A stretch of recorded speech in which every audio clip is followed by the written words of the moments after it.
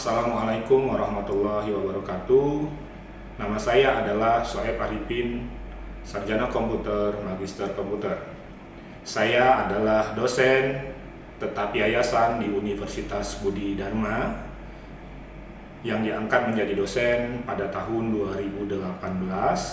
Lalu pada tahun 2020 saya diangkat sebagai Ketua Prodi Teknologi Informasi. Setelah itu saya dipindahkan menjadi Ketua Program Studi Teknik Informatika pada tahun 2024. Di Universitas Budi Dharma saya menempuh beberapa mata kuliah seperti Teknik Riset Operasi, Data Mining, Sistem Pendukung Keputusan, Pengolahan Citra, dan Logika Algoritma.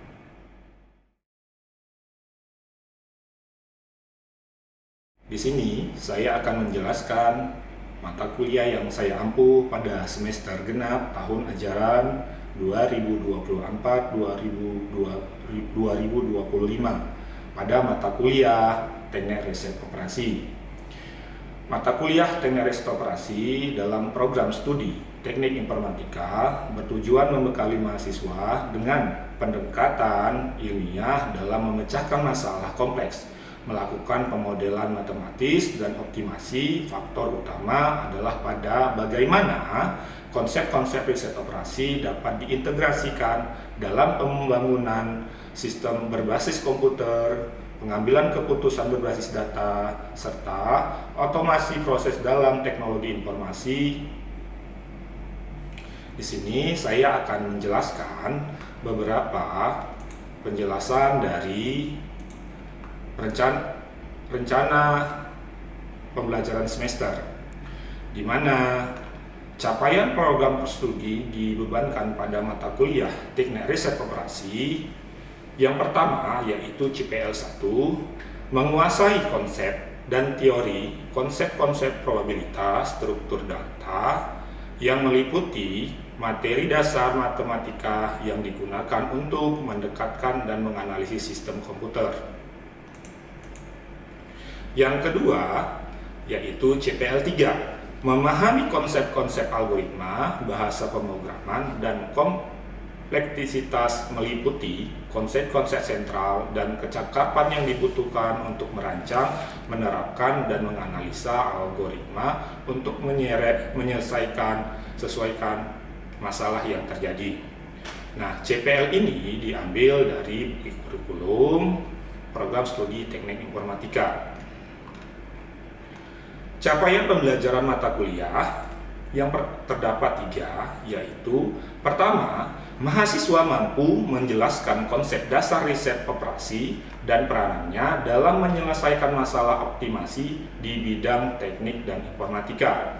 Yang kedua, mahasiswa mampu memformulasikan permasalahan nyata ke dalam model matematis seperti linear programming, transportasi, penugasan, jaringan, antrian, dan penjadwalan. CPNK 3, mahasiswa mampu menganalisis dan menginterpretasikan hasil dari solusi model riset operasional sebuah perusahaan mendukung pengambilan keputusan berbasis data. Sedangkan kemampuan akhir setiap tahapan belajar ataupun yang disebut dengan sub CPNK terdapat 14, di mana yang pertama, mahasiswa memahami tujuan dan ruang lingkup teknik riset operasi. Sub CPNK kedua, mahasiswa menguasai pemahaman formulasi model linear programming melalui grafik masing-masing dan minimasi. Sub CPNK ketiga, mahasiswa menguasai pemahaman formulasi model linear programming metode simplex. Sub CPNK keempat, mahasiswa menguasai pemahaman formulasi metode transportasi model transportasi. Sub CPNK kelima, mahasiswa menguasai pemahaman formalisasi metode transportasi, solusi minimasi, metode Vogel, dan Exprot. Sub CPNK ke-6, mahasiswa menguasai pemahaman formulasi metode transportasi, di mana solusi optimasi metode dan yaitu metode stepping stone. Sub CPNK ke-7, mahasiswa menguasai pemahami formulasi metode transportasi, solusi optimal metode MODI. Subcem K8, mahasiswa mampu menerapkan cara kerja metode penugasan masalah minimasi dan maksimasi. Subcem K9, mahasiswa dapat memahami network planning dalam pembentukan jalur kritis. Subcem K10, mahasiswa dapat memahami dan menjelaskan penjadwalan metode critical path method. Subcem K11, mahasiswa dapat memahami dan menjelaskan penjadwalan metode FORT, Project Evaluasi and Review Technique. Subcem K12, mahasiswa dapat memahami teori pengambilan keputusan. Subcem K13, mahasiswa dapat memahami dan membentukkan teori antrian. Subcem K14, mahasiswa mampu menerapkan sistem antrian pelayanan.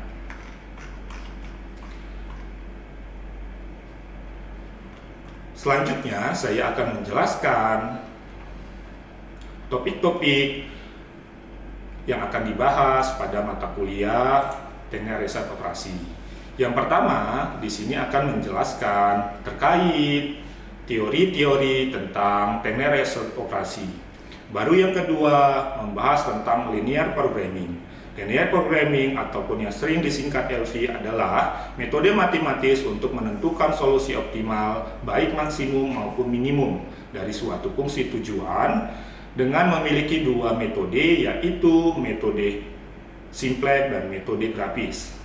Baru yang kedua, masalah metode transportasi. Nah, metode transportasi digunakan untuk menyelesaikan masalah distribusi barang dari beberapa sumber ke beberapa tujuan dengan biaya minimum. Model ini berbentuk khusus dari linear programming. Baru yang ketiga, metode penugasan. Nah, di sini yang akan dibahas adalah metode untuk menugaskan sejumlah agen ke sejumlah tujuan dengan biaya atau waktu minimum. Yang keempat, teori network atau jaringan. Di sini akan membahas tentang jalur kritis dalam pembentukan pengiriman barang. Baru yang kelima, teori keputusan. Teori keputusan digunakan untuk membantu mengambil keputusan di bawah ketidakpastian. Jenis lingkungan keputusan ketidakpastian. Baru yang keenam, teori permainan. Itu menganalisis strategi interaktif antara dan atau dua lebih pihak penilai yang memiliki tujuan berbeda atau saling bertentangan.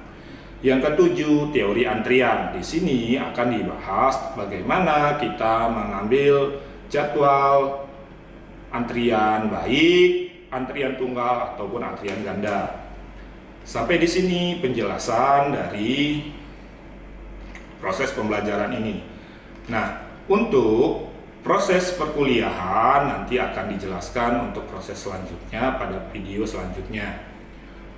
Mekanisme pembelajaran yang akan saya bawakan adalah berbasis OBE, di mana saya melakukan beberapa teknik. Yang pertama adalah teknik ceramah, diskusi, dan tanya jawab. Terdiri dari dua objek metode pembelajaran. Yang pertama adalah luring, yang kedua adalah daring. Nah, daring ini bersifatnya adalah tempat pengumpulan tugas, di mana tugas-tugas akan dikumpulkan di satu wadah, yaitu Google Classroom yang saya sediakan untuk kelas yang saya bawakan. Fasilitas ini bertujuan agar mahasiswa bisa melihat estimasi tugas-tugas yang telah dikerjakannya serta hasil yang telah dapatkan dari setiap subjek materi pertemuan dan tugas yang didapatkan pada akhir semester. Pada perkuliahan Teknik Riset Operasi ini, aturan perkuliahan untuk penilaian ada 5 kategori.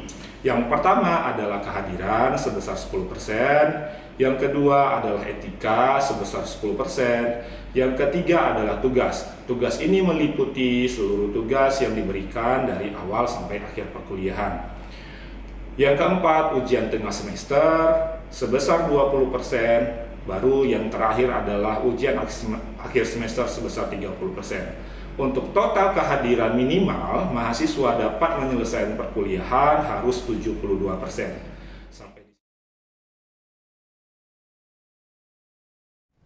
Assalamualaikum warahmatullahi wabarakatuh. Selamat siang. Siang, Pak. Hari ini kita pertemuan ke-9 ya. Materi apa yang akan saya ajarkan? Materi hari ini yang akan saya bawakan adalah masalah metode penugasan. Nah, apa yang akan kalian dapatkan, apa kompetensi yang kalian dapatkan? Harapannya adalah mahasiswa dapat menerapkan metode penugasan, di mana nanti yang dibahas dalam metode penugasan ini yang pertama adalah masalah penyelesaian minimasi biaya, dan yang kedua adalah maksimal pengeluaran. Nah, apa yang dibahas dalam bahasan kajian di pertemuan mata kuliah ini? Yang pertama, definisi penugasan. Yang kedua, penyelesaian masalah minimasi. Yang ketiga, penyelesaian masalah minimasi. Apa itu metode penugasan? Ya, metode penugasan adalah suatu model transportasi yang membicarakan masalah biaya yang dikeluarkan dengan mencari biaya minimum dan pengerjaan maksimal. Nah, tujuannya adalah metode penugasan sering disebut dengan sebagai jenis khusus dari model pemrograman linear, bertujuan untuk mengoptimalkan hasil yang akan dicapai, baik untuk meminimalkan biaya total ataupun waktu. Nah, kita masuk yang pertama di masalah minimasi. Metode minimasi adalah metode yang berhubungan dengan penempatan karyawan pada bidang tersedia agar biaya yang ditanggung dapat diminimumkan atau waktu yang minimum. Nah, sebagai contoh, suatu perusahaan mempunyai 4 jenis pekerjaan yang berbeda untuk diselesaikan oleh 4 orang karyawan. Setiap orang mendapatkan pekerjaan yang berhak. Biaya yang dikeluarkan untuk setiap jenis tugas oleh masing-masing karyawan ditujukan oleh tabel di bawah ini. Nah, kita bisa lihat pada tabel ini, di mana di sini ada 4 tim, ya. Yang pertama adalah tim 1, tim 2, tim 3, dan tim 4, di mana ada 5 karyawan penugasan. Nah, yang pertama karyawan A, karyawan B, karyawan C, dan karyawan D. Nah, bagaimanakah perusahaan mengatur tugas keempat karyawan sehingga biaya total untuk keseluruhan pekerjaan ini adalah minimum? Nah, biaya keseluruhan pekerjaan ini minimum. Sampai sini ada yang mau ditanyakan terkait soal dan penjelasan dari minimum? Tidak, Pak. Tidak. Kalau tidak, kita lanjut. Nah, ada beberapa langkah dalam penyelesaiannya. Yang pertama adalah menyusun total opportunity cost table dengan cara mengurangi nilai pada setiap baris dengan nilai yang terkecil pada baris tersebut. Nah, yang pertama kita cek ini adalah mencari baris. Nah, di sini ada berapa baris? Ada 4. Nah, yang pertama kita cari adalah baris pertama nilai terkecil. Nilai terkecilnya adalah 14. Nilai terkecil di baris kedua 16. Nilai terkecil di baris ketiga 19. Nilai terkecil di baris keempat adalah 16. Nah, proses selanjutnya ya kita mencari nilai terkecilnya, maka di sini kita dapatkan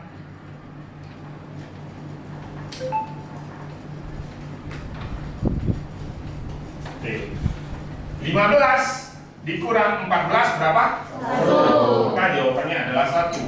15 dikurang 14. 14 dikurang 14. 18 dikurang 14. 17 dikurang 14. 3. 21 dikurang 16. 16 dikurang 16. 18 dikurang 16. 22 dikurang 16. Baru baris ketiga 21 dikurang 19. 2. 21 dikurang 19. 24 dikurang 19. 19 dikurang 19. Baru yang ketiga 22 dikurang 6. 22 dikurang 16. 6. 18 dikurang 16. 2. 20 dikurang 16. 16 dikurang 16. 0. Nah, langkah pertama kita sudah selesai dalam menyusun total opportunity cost table. Nah, maka proses selanjutnya yang kita lakukan adalah pengurangan kolom dengan cara mengurangi nilai pada setiap kolom dengan nilai yang terkecil pada kolom tersebut. Oke. Nah, sekarang kita sudah dapatkan di sini tadi baris, sekarang kita cari kolom. Nah, di sini nilai kolomnya itu ada kolom A, kolom B, kolom C, dan kolom D. Nah, di kolom A nilai terkecilnya adalah 1, di kolom B 0, di kolom C 2, di kolom D 0. Nah, maka proses selanjutnya kita akan tentukan nilainya.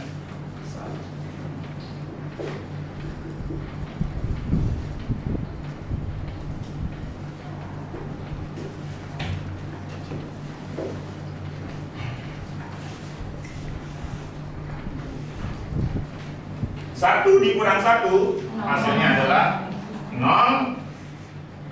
5 dikurang 1 4. 2 dikurang 1 6 dikurang 1 5. Oke, di sini 0 dikurang 0, di sini nilainya ada 0 0 1 0 2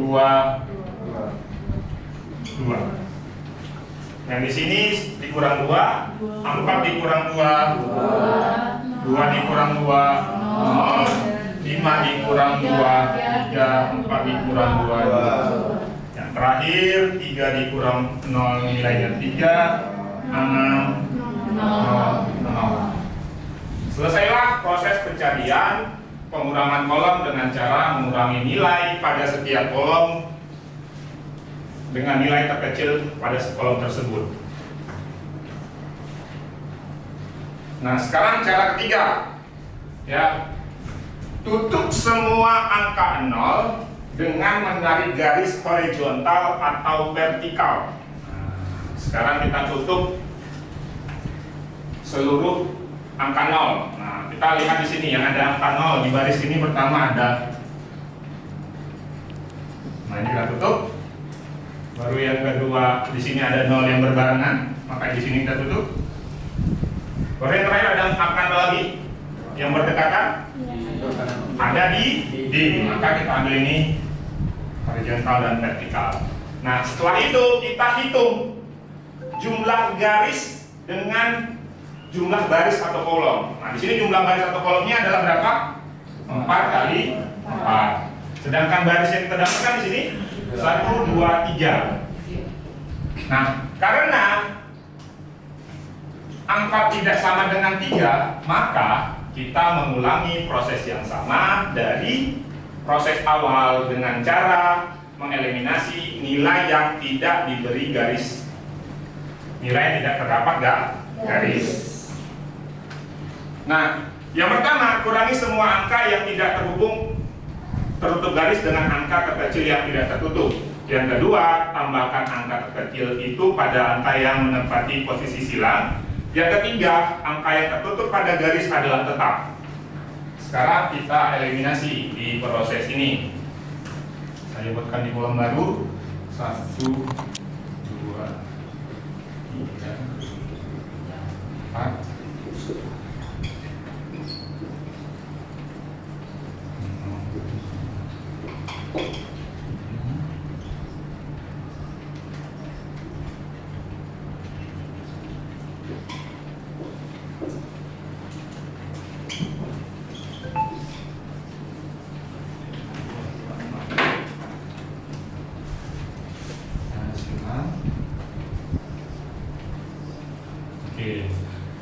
Yang pertama, kurangi semua angka yang tidak tertutup garis dengan angka terkecil yang tidak tertutup. Nah, kita cek di sini, angka terkecilnya di sini berapa?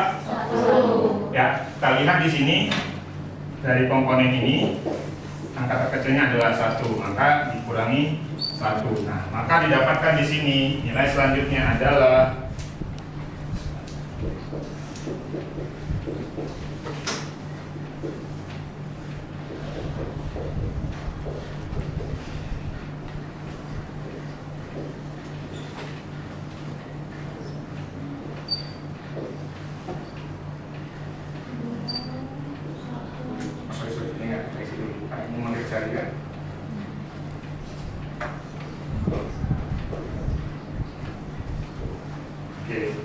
Sekarang kita kurangkan 1 dikurang 1 nilainya adalah 2 dikurang 1, 3 dikurang 1, 5 dikurang 1, 2 dikurang 1, 2 dikurang 1.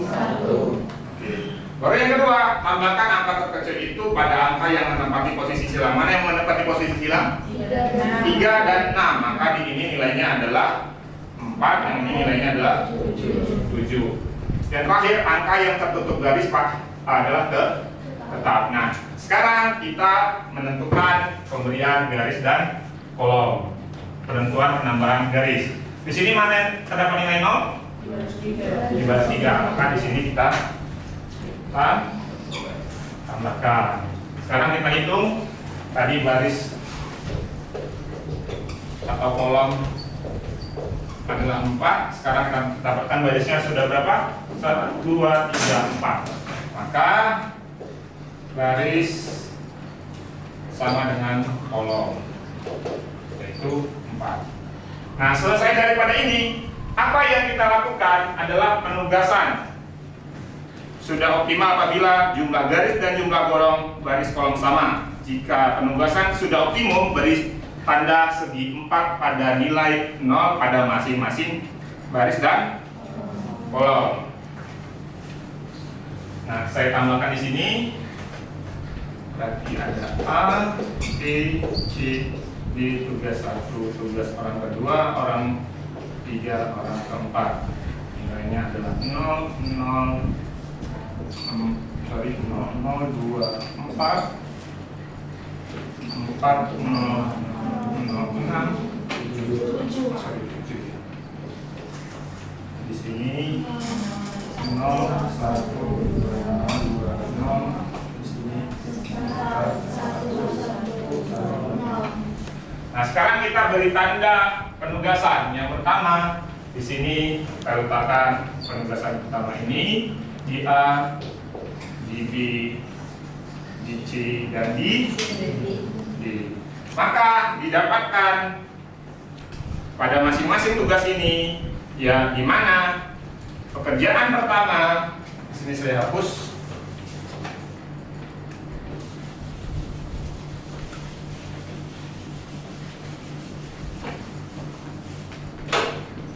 Ya, pekerjaan pertama itu dimiliki oleh pekerja 1 dimiliki oleh karyawan B dengan biayanya berapa? Biayanya adalah 14. Karyawan kedua, kita lihat di sini, dimiliki oleh si C.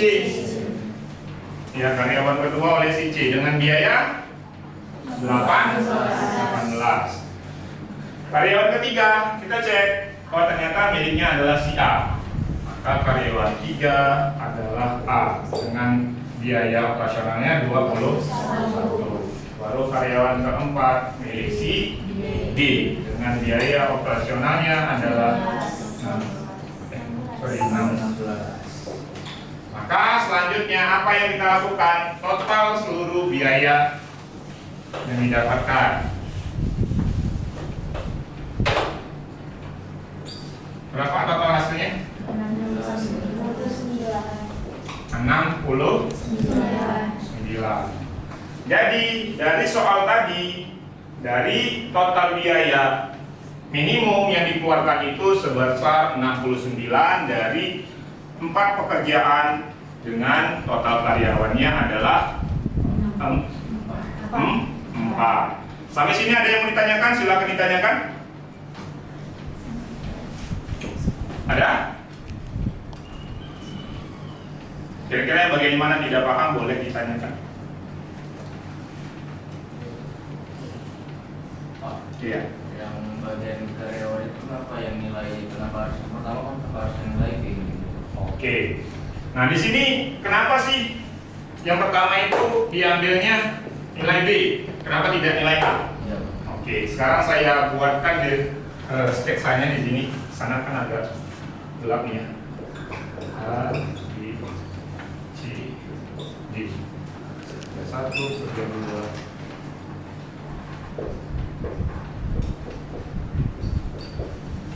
sini nilainya adalah bisa dibantu 0, 4, 07,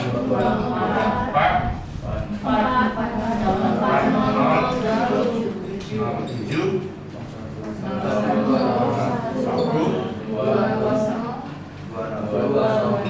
0 yang terakhir 1,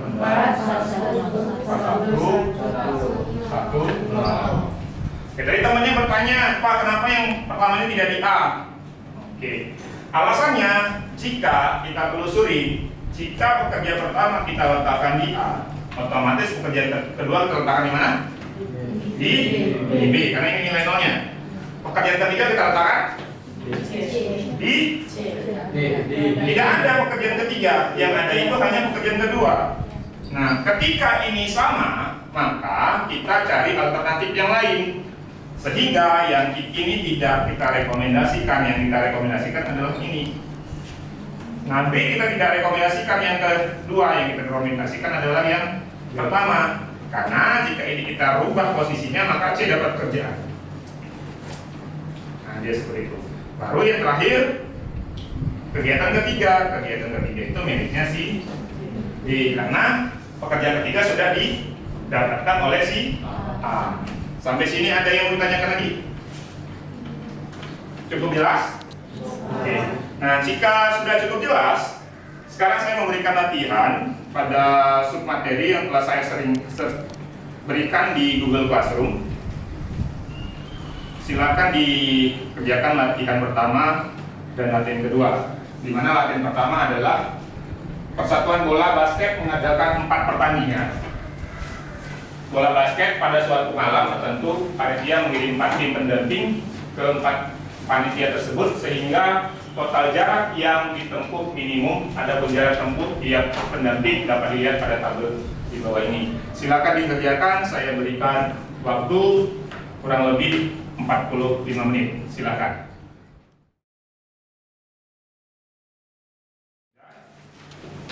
Nah, setelah saya evaluasi dari tugas yang dikirimkan minggu kemarin, nah, saya bisa lihat di sini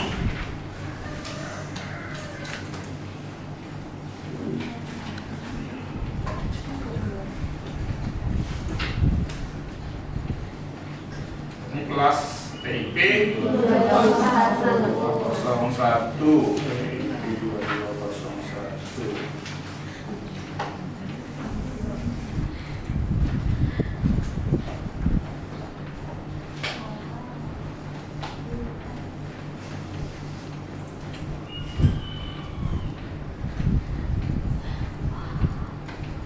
Saya cari si Susi, mana si Susi? Datang Susi. Datang Pak. Susi Mardiana Tiawa. Kita lihat pengerjaannya.